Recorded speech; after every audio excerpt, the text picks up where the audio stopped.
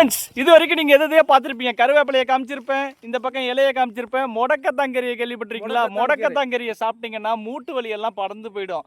முட்டி செத்தவன் கூட ஏஞ்சி நிற்பான் ஃப்ரெண்ட்ஸ். பாருங்கள், அவனுக்கு ஆல்ரெடி முட்டி செத்து போய் தான் இருக்குது. இப்போ எப்படி ஏஞ்சி நிற்பான்னு பாருங்கள். அப்புறம் பார்த்தீங்களா எப்படி நிற்கா பாருங்கள்.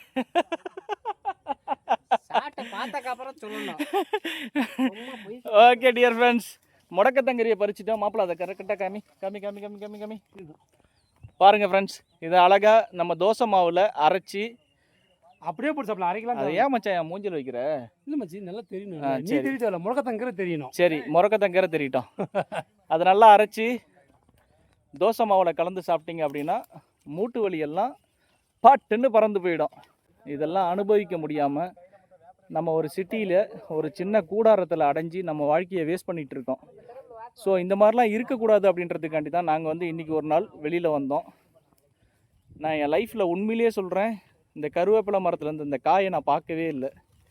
ஃபஸ்ட் டைமாக 37 வருஷத்துக்கு அப்புறம் நான் பிறந்ததுலேருந்து இன்றைக்கி தான் அந்த காயை பார்க்குறேன்.